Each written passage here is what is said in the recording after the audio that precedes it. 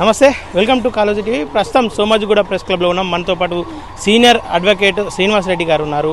ఏదైతే పుష్ప 2 ఇష్యూ ఉందో దానిపైన ఆయన గత కొన్ని రోజులుగా మాట్లాడుతూనే ఉన్నారు, ప్రశ్నిస్తూనే ఉన్నారు. ఈరోజు ప్రెస్ మీట్ గల కారణం ఏందో తెలుసుకునే ప్రయత్నం చేద్దాం. సార్ నమస్తే, గతంలో కూడా దీని మీద మాట్లాడారు, ఈరోజు స్పెసిఫిక్గా ప్రెస్ మీట్ పెట్టడానికి గల కారణం ఏంటి? గత 48 గంటల్లో ముఖ్యమంత్రి గారు ఎప్పుడైతే అసెంబ్లీలో as a chief minister and leader of the house Akbaruddin Owaisi the senior most member and MIM floor leader అడిగిన ప్రశ్నకి సుదీర్ఘంగా వారు ఒక రాష్ట్ర ముఖ్యమంత్రి హోదాలో హౌస్ ద్వారా ఆ స్టేట్మెంట్ చేసి తెలంగాణ ప్రజలకి ఒక క్లారిటీ ఇచ్చారు, వాట్ వెంట్ రాంగ్ అని చెప్తే ఇమ్మీడియట్గా కౌంటర్ ప్రెస్ కాన్ఫరెన్స్ పెట్టి ఈ అల్లు అర్జున్ తెలంగాణ గవర్నమెంట్ మీద ఒక యుద్ధాన్ని ప్రకటించాడు.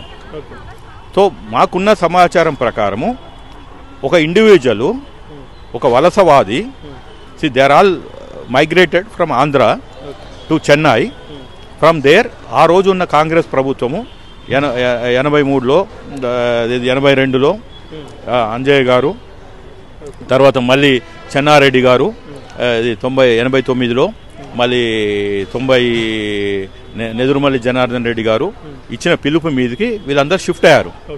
అట్లా నుంచి ఫిలిం నగర్ వచ్చింది, ఏది మన ఈ జూబ్లీహిల్స్లో ఫిలిం నగర్ అని వాళ్ళకి ల్యాండ్ అలాట్ చేశారు. అంతకుముందుకు వాళ్ళకి స్టూడియోస్కి ల్యాండ్స్ ఇచ్చారు. అంటే ఈ వలస పక్షులు అంటాము, వాళ్ళు ఉపాధి కోసం కన్న ఊరిని వదులుకొని ఆంధ్ర నుంచి చెన్నైకి పోయి చెన్నై నుంచి హైదరాబాద్కి వచ్చారు. ఇవాళ తెలంగాణలో ఉన్న ప్రజలతోటి ఎన్నుకోబడిన ప్రజా ప్రభుత్వాన్ని ధిక్కరిస్తూ ఆయన ప్రెస్ మీట్ పెట్టి, కౌంటర్ ప్రెస్ మీట్, అది కూడా ఎప్పుడు ఆయన ఒక ఇంట్రిమ్ బెయిల్ మీద ఉన్నాడు ఉండి press meet, how dare he can do it. So అంటే దీని వెనుక ఎవరున్నారు నేను ఒక న్యాయవాదిగా, ఒక పొలిటికల్ అనలిస్ట్గా ఆలోచించాను. ఆ వలసవాది అయితే పెట్టలేడు కదా. కాబట్టి అంటే ఇక్కడ లోకల్గా ఉన్న మన బీజేపీ వాళ్ళు, బీఆర్ఎస్ వాళ్ళు ఇతనికి సపోర్ట్ ఇచ్చారు అని మా ఒక థియరీ. మేము ఏదైతే స్టార్ట్ చేశామో ఈ పాయింట్ మీద డీప్ అనాలిసిస్ అంటాము, డీప్ డ్రైవింగ్ అంటాము.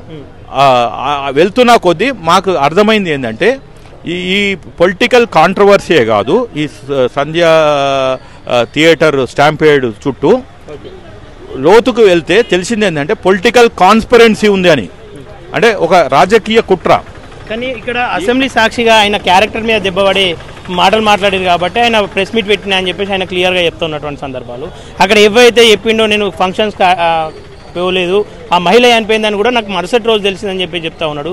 దాని మీద రీకౌంట్గా ఆల్రెడీ పోలీసు సిబ్బంది కూడా దాని మీద ప్రెస్ మీట్ పెట్టినట్టు సందర్భం. ఇదంతా ఎట్లా చూసుకోవచ్చు సార్? చట్టపరంగా ఏదైనా ఇబ్బంది అయ్యే అవకాశం ఉందా అల్లు అర్జున్కి? డెఫినెట్గా ఇప్పుడు ఆయన ప్రెస్ మీట్ పెట్టి సబ్జుడిస్ ఉన్న కేసు వివరాలు ఎక్స్ప్లెయిన్ చేయొద్దు. ఇక అప్పుడు అలాంటప్పుడు ఇంకా కోర్టులు ఎందుకు ఉన్నాయి? ఇప్పుడు అసెంబ్లీలో ముఖ్యమంత్రి గారు ఒక సభ్యుడు అడిగిన ప్రశ్నకి సమాధానం చెప్పడం వేరు on the floor of the house. ఈ వ్యక్తి నా యొక్క ముఖ్యమంత్రి గారు చెప్పిన అన్ని తప్పులు, అబద్ధాలు, లైసు, అన్ట్రూత్ అనుకుంటే అది అసెంబ్లీ ఏమి ఇతను శిక్షించదు కదా, ప్రజలేమి శిక్షించారు కదా, కోర్టు శిక్షిస్తుంది. రేపు నీ వాదన కోర్టులో వినిపించు. నువ్వు బెయిల్ మీద వచ్చి నువ్వు ముఖ్యమంత్రి గారు ఏం మాట్లాడినో నువ్వు ప్రెస్ మీట్ ఎందుకు పెడతావు? అంటే ఏం చేస్తున్నావు అంటే నీ వెనక ఎవడో ఉండి మొత్తానికి ఆ ప్రభుత్వం మీద నువ్వు ఒక వార్ డిక్లేర్ చేయని చెప్తే ఈ అమాయకుడు ప్రెస్ మీట్ పెట్టి ఉన్నాయి లేని చెప్పేశాడు. అక్కడి నుంచి వచ్చిందే ఈ political conspiracy to collapse Revanth Reddy government. ఎందుకంటే ఇతను బెయిల్ మీద వచ్చాడు, ఇంటర్మ్ బెయిల్. అది ఎప్పటిదానికి ఉంది? 21 జనవరి దానిక. ఈ లోపల బెయిల్ రద్దు కూడా కావచ్చు. మళ్ళీ కేటీఆర్కి ఈ ఫార్ములా మెడకు చుట్టుకుంది కదా. ఆయన ఓపెన్గా స్టేట్మెంట్ ఇచ్చాడు, ఎవరైనా చెప్పండి, నేనైతే డబ్బులు ఇచ్చాను, బ్రాండ్ హైదరాబాద్, బ్రాండ్ తెలంగాణ. ఇప్పుడు ఆ బ్రాండ్ హైదరాబాద్, బ్రాండ్ తెలంగాణ అది ఇప్పుడు ఆ వాదము వినదు కోర్టు. నువ్వు తప్పు చేశావా లేదా, నువ్వు పర్మిషన్లు తీసుకున్నావా లేదా, యాజ్ సింపుల్ యాజ్ ఇట్. కాబట్టి ఆయనకి ఏమి ఇప్పుడు ఆయనకి మీ వాదన 27వ తారీఖు వింటాము, 30 దానికి అరెస్ట్ చేయదు అన్నది. ఇప్పుడు రేపు పుసుకున అరెస్ట్ చేశారనుకో అంటే ఒక హై ప్రొఫైల్, ఇదేనేమో సెలబ్రిటీ, ఇంకొకడేమో పొలిటీషియను, ఇంకా తర్వాత కేసీఆర్ది ఫోన్ ట్యాపింగ్ వస్తుంది, హరీష్ రావుది నిన్ననే ఇది జరిగింది, నిన్న ఏదో సెషన్స్ కోర్టు అతన్ని ప్రైవేట్ కేసు లార్జ్ అయింది. ఇవాళ ఆఫ్ కోర్స్ వాళ్ళకి హైకోర్టు ఓకే సార్, ఇలా చికటపల్లి పోలీస్ స్టేషన్కి ఆయనను విచారణ నిమిత్తం అని చెప్పేసి పిలవడం జరిగింది. దేనికోసం మళ్ళీ విచారణ చేయడం అంటే ఇందులో ఏదన్నా రాజకీయ కుట్ర ఏమైనా దాగి ఉంది అనుకోవచ్చా?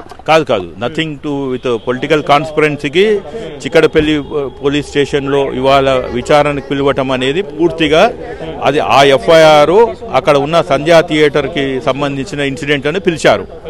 సో ఆ విచారణ జరుగుతుంది, ఛార్జ్ షీట్ వేసిన అన్ని రోజులు అప్పటిదాకా పిలుస్తారు, ఇతను సహకరించాలి ఇన్వెస్టిగేషన్కి. ఇప్పుడు మళ్ళా అల్లు అర్జున్ బెయిల్ రద్దయ్యే అవకాశం ఏమైనా ఉందనుకోవచ్చా ఇక్కడ? ఉన్నాయి, 100% ఉన్నాయి. ఇప్పుడు వీళ్ళు ఇంట్రీమ్ బెయిల్ అయినా రద్దు చేయించాలి, లేకుంటే ఇంట్రీమ్ బెయిల్ని అప్పీల్ చేస్తూ సుప్రీంకోర్టు కన్నా వెళ్ళాలి. సరే, okay sir, thank you very much.